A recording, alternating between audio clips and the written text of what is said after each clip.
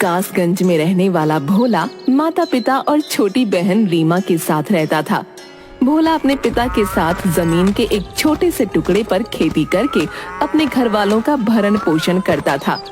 एक दिन रीमा अपनी माँ से, माँ, आज मेरा 10वीं का परिणाम आने वाला है, मुझे बहुत डर लग रहा है। बेटा, तूने इतनी मेहनत की है, डरती क्यों है? और हम सबका आशीर्वाद तेरे साथ है। मेरी प्यारी गुड़िया, तू डरती क्यों है? तू पढ़ने में होशियार है। और वैसे भी पिताजी कहते हैं ना, हमें मेहनत करनी चाहिए। परिणाम तो एक ना एक दिन हमें मिलेगा ही। भैया, आप क्या जानो पढ़ाई करना कितना मुश्किल है, और इतनी मुश्किल से पढ़ाई करने के बाद अगर परिणाम अच्छा ना आए तो कैसा महसूस होता है। रीमा, तू अपने भैया से ऐसे कैसे बात कर रही है? सही तो कह रही हूँ माँ, भैया क्या जाने पढ़ाई के बारे में, उन्होंने तो 8वीं के बाद स्कूल ही छोड़ दिया था।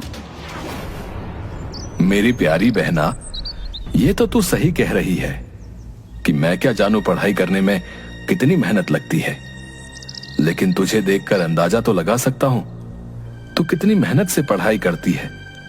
तू अपना दिल बिल्कुल भी छोटा मत कर, तेरी परीक्षा का फल बहुत अच्छा आएगा। रीमा गुस्से में पैर पटकती हुई वहां से चली गई। माँ, मैं नहीं चाहता कि रीमा को यह पता चले, क्योंकि मैं जानता हूं कि वो ऊपर से चाहे जो भी बोले, लेकिन दिल से बहुत कोमल है। और फिर अगर रीमा मुझसे बड़ी होती तो वो भी मेरे लिए यही फैसला लेती जो मैंने उसके लिए लिया। बेटा, हमारे पास इस जमीन के छोटे से टुकड़े के सिवा और कुछ भी नहीं है। मुझे तो समझ नहीं आता कि आगे क्या होगा। माँ, मैं इतना जानता हूँ कि मैं अपनी बहन को उतना पढ़ाऊंगा जितना वो पढ़ना चाहेगी, चाहे इसके लिए मुझे कुछ भी करना पड़े। भगवान तेरे जैसा बेटा अगर हर घर में दे तो माँ बाप के बाद कोई भी भाई बहन कभी अनाथ ना हो। बस कर माँ, तू मुझे बातों में मत लगा। मुझे खेतों पर जाना है, पिताजी इंतजार कर रहे होंगे।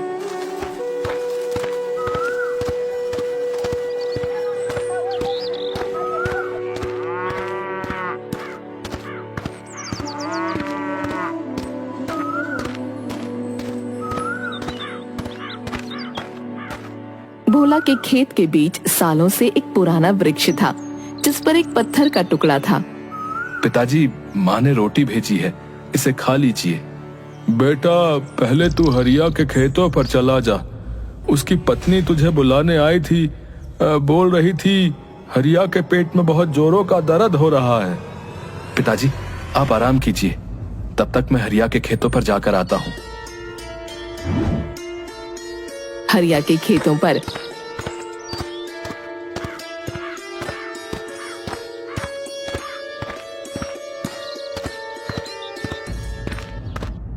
क्या बात है हरिया भाई? हाँ भोला, मेरे पेट में बहुत जोरों का दर्द हो रहा है और मैं साहूकार से हल घंटे के हिसाब से लाया था। अभी कुछ खेत में हल चलाना बाकी है और ये दर्द मुझे काम नहीं करने दे रहा। बस इतनी सी बात, मैं अभी आपका काम कर देता हूँ। भोला हरिया का खेत जल्दी से जोत देता है और अपने खेत पर वापस आ जाता है।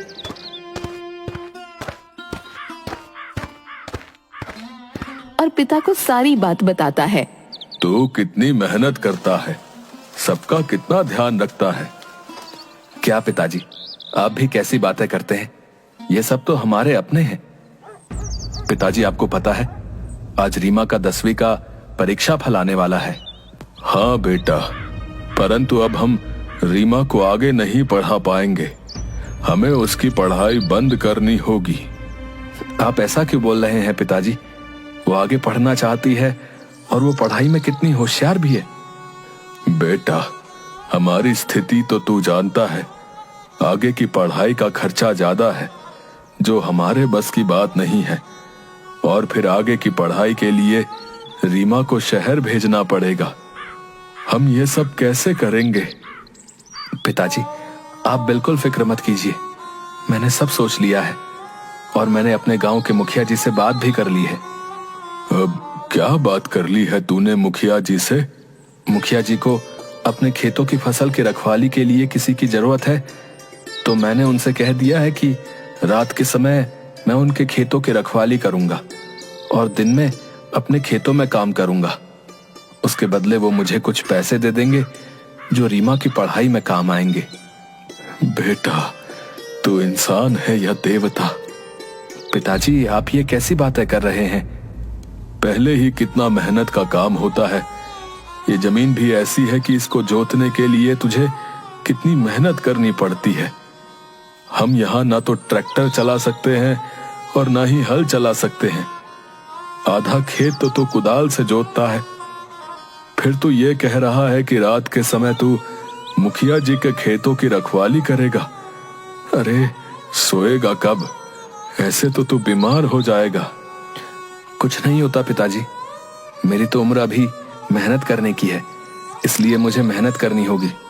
और आप फिक्र मत कीजिए पिताजी, आराम से बैठकर रोटी खाइए। मैं बचा हुआ काम जल्दी खत्म करता हूँ और फिर हम दोनों घर चलते हैं। रीमा का परीक्षा फल भी तो आना है। शाम को पिताजी, मेरा 10वीं का परीक्षा फल आ गया। मैं अच्छे अंकों से पास हुई हूँ। बहुत बहुत बधाई हो बेटा, हमें तुम पर पूरा विश्वास था। ये ले बेटा, मुंह मीठा कर, हमेशा ऐसे ही नाम रोशन कर। रीमा, बहुत बहुत बधाई हो, तुमने आज पिताजी का सपना सच कर दिया। वो हमेशा से यही चाहते थे।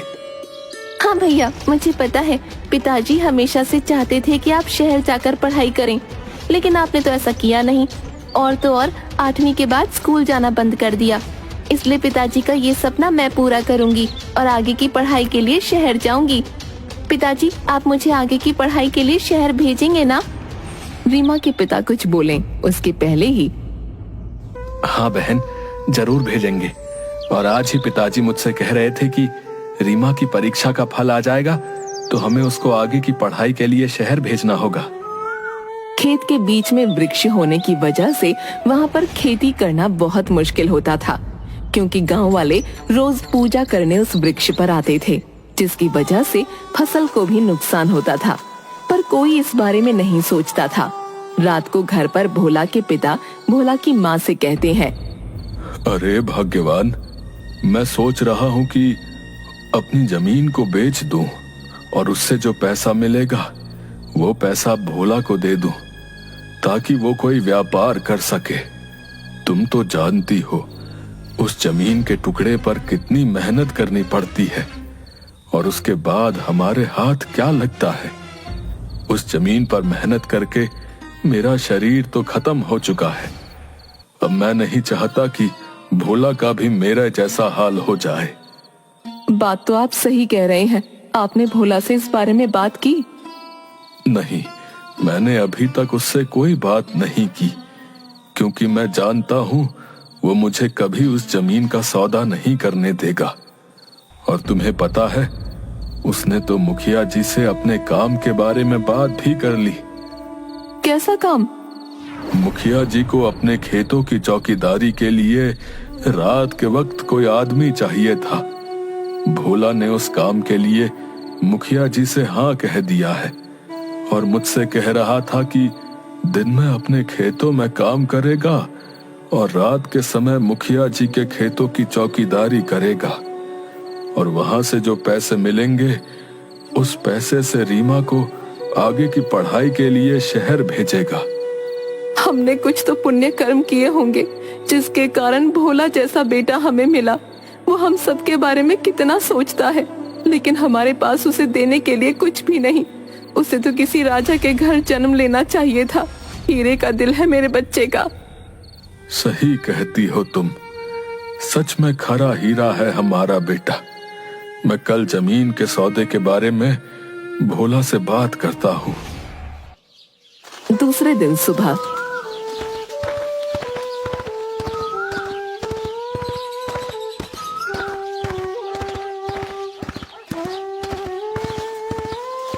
बेटा भोला, मैं सोच रहा हूँ कि इस खेत में इतनी मेहनत करके हमें मुट्ठी भर अनाज मिलता है। इससे अच्छा है कि मैं इस खेत का सौदा कर दूं। वैसे भी साहूकार ने कई बार खेत के दाम लगाने की बात की है।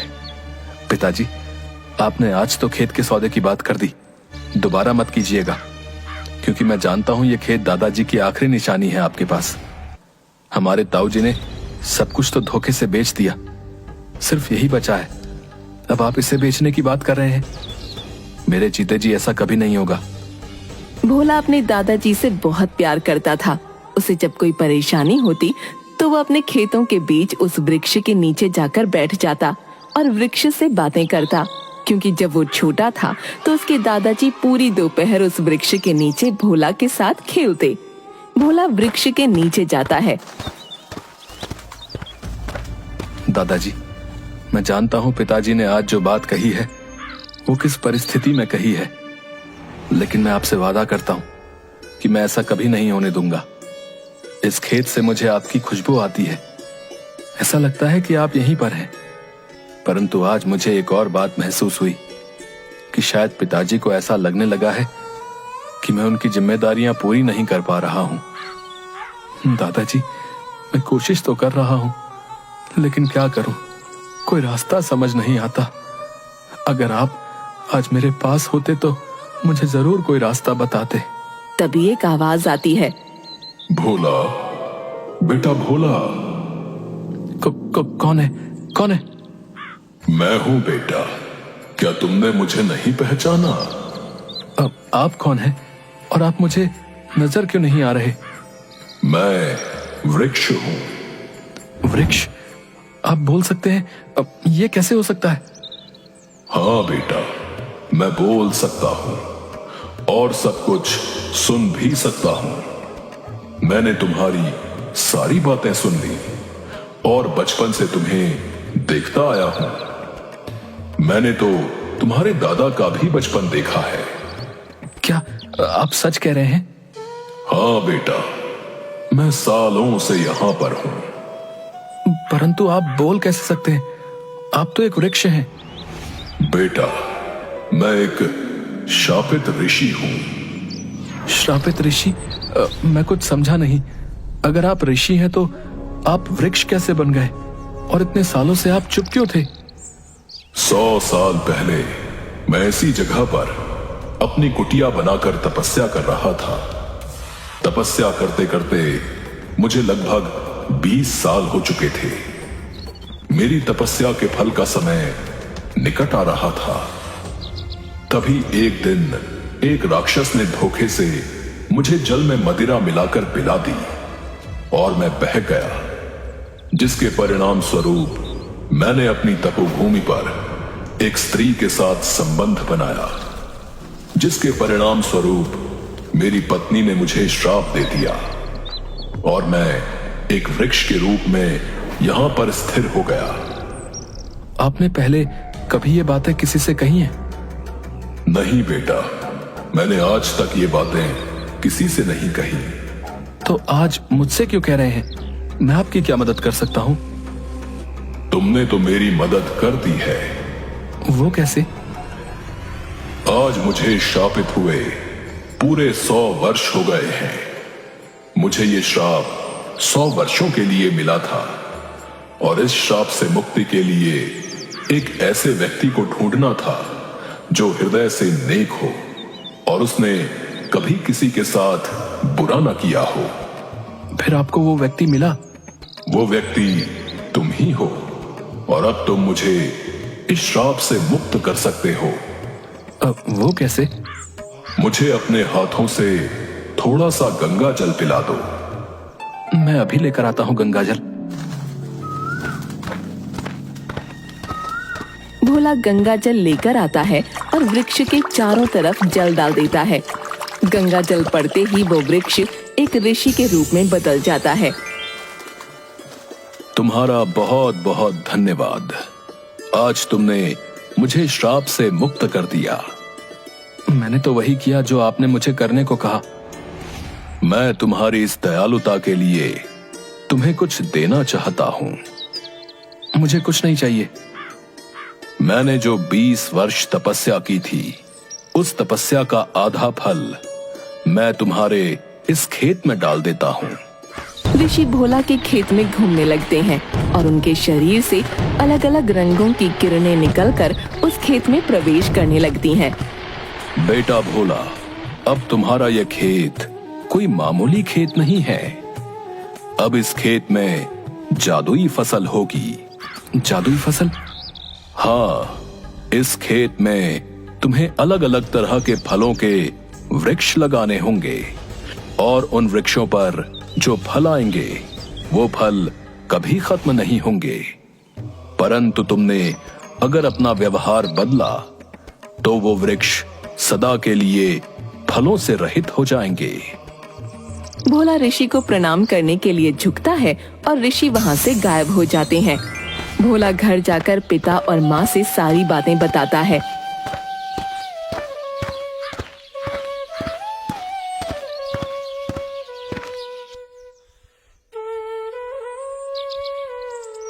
जैसा ऋषि ने कहा है, चलो हम इन पैसों से फलों के अलग अलग पेड़ लाते हैं और अपनी जमीन में लगा देते हैं। जी पिताजी, आप बिल्कुल सही कह रहे हैं, लेकिन गांव वाले जब हमारे खेत में देवता की पूजा के लिए आएंगे और उन्हें वहां पर वृक्ष नहीं दिखेगा तब क्या होगा? हाँ बेटा, ये तो मैंने सोचा ही नहीं। इसमें सोचना क्या है? अगर कोई पूछेगा तो आप कह दीजिएगा, हमें क्या पता, रात को तो वृक्ष यही था। नहीं माँ, हम ऐसा जवाब नहीं दे सकते हैं। बेटा, इस बारे में कल सोचेंगे। भोला और उसके पिता अपने खेत पर जाते हैं।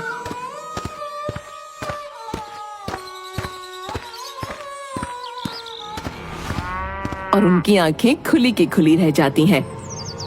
पिताजी, जो मुझे दिख रहा है, क्या वही आपको भी दिख रहा है? हाँ बेटा, हमारे खेत पर रातों रात ये मंदिर और चार दीवारी कैसे बन गई?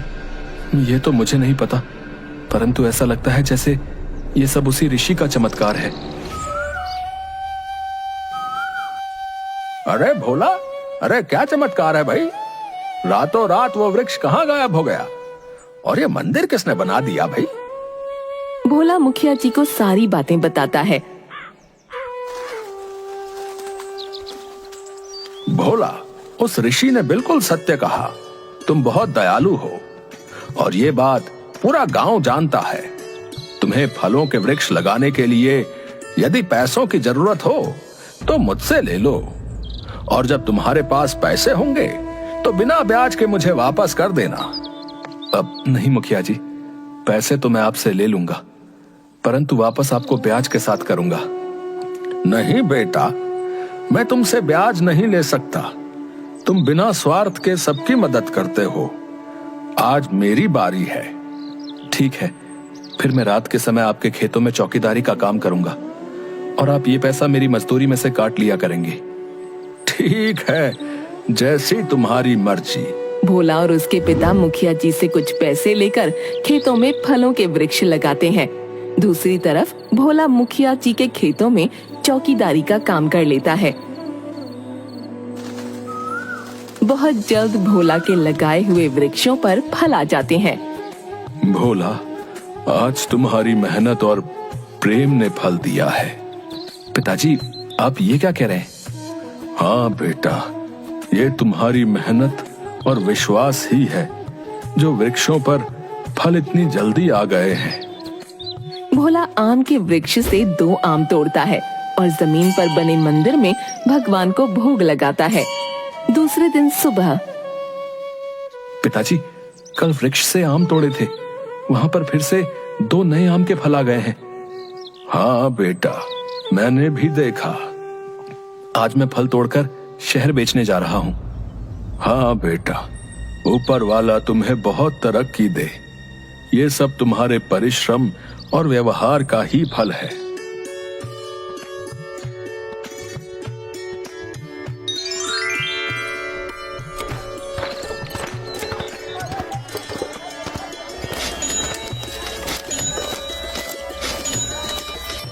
माँ, पिताजी, हमारे फल शहर में हाथों हाथ बिक गए और ये देखिए कितने पैसे भी मिले। दूसरे दिन शाम को। बेटा, तुम्हारी मेहनत देखकर भगवान ने हमारी किस्मत बदल दी। भोला रोज फल बेचकर अच्छे पैसे कमाता और उसके घर की स्थिति बहुत अच्छी हो गई। अब तुम जितना पढ़ना चाहती हो उतना पढ़ो। हमें पैसों की वजह से तुम्हारी पढ़ाई बंद करने की कोई जरूरत नहीं है। भैया मुझे माफ कर दीजिए, मैं नहीं जानती थी कि आपने पढ़ाई क्यों छोड़ी और मैंने हमेशा आपके साथ कितना बुरा व्यवहार किया। अरे पगली, तू तो मेरी छोटी बहन है। अगर तू मेरी बड़ी बहन होती तो तू भी ऐसा ही करती मेरे लिए। लेकिन अब पुरानी सारी बातें भूल जा और सिर्फ अपनी पढ़ाई पर ध्यान दे। भोला ने मेहनत करना बंद नहीं किया। रात के समय मुखिया जी के खेतों में चौकीदारी का काम भी करता और अपना बगीचा भी देखा करता। साथ ही फल बेचने शहर भी जाता।